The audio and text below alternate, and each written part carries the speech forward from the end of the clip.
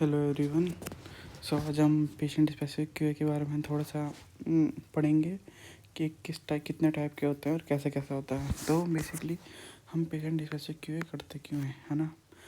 ये चेक करने के लिए है कि जो हमने डोज प्लान करी है वही डिलीवर हो रही है कि नहीं, है ना।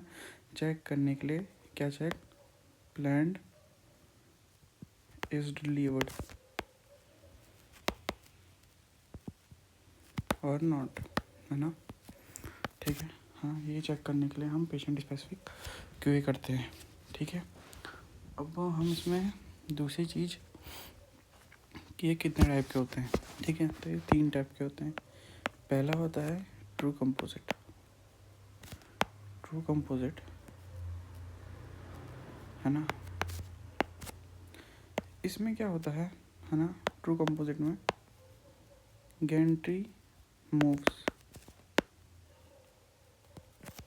और जो हमारा डिटेक्टर होता है वो ऑल्सो मूव्स। ठीक है, डिटेक्टर भी मूव करता है ना। मतलब इसमें क्या होता है कि जैसे एक्चुअल पेशेंट ट्रीट होता है ना, वैसे ही इसमें डिलीवर होता है प्लान। ठीक है, कि गैंट्री भी घूमती है और हम डिटेक्टर लगाते हैं जो चेक करता है कि कितना डोज मिला हमको, और वो भी गैंट्री के साथ मूव करता है। ठीक है, तो इसको हम कहते हैं ट्रू कंपोजिट। ठीक है, और ये सबसे एक्यूरेट है।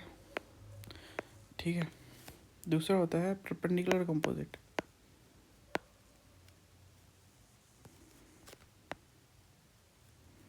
परपेंडिकुलर कंपोजिट, ठीक है। परपेंडिकुलर कंपोजिट में क्या होता है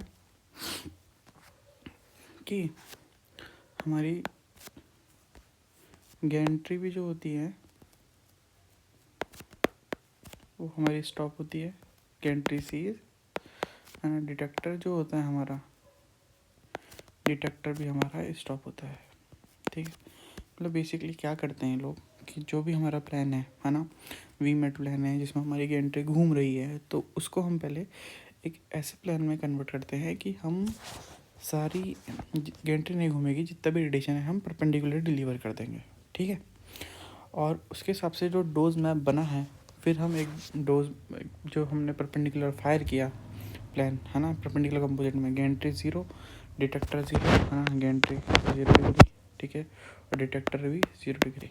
ठीक है, फिर हम उन दोनों को देखते हैं, चेक करते हैं, ओवरलैप करके चेक करते हैं कि कितना हमारा सही आया। ठीक है, तो ये है हमारा परपेंडिकुलर कंपोजिट सेकंड टाइप। ठीक है, जो थर्ड होता है हमारा वो होता है इसमें एक और चीज़, परपेंडिकुलर में क्या होता है कि पूरा प्लान एक साथ डिलीवर हो जाता है और उसके बाद हम चेक करते हैं कि कितना डोज आया। ठीक है, क्या डिफरेंस आया, हमारी मशीन दे पा रही है कि नहीं। ठीक है, उसके बाद हमारा आता है लास्ट परपेंडिकुलर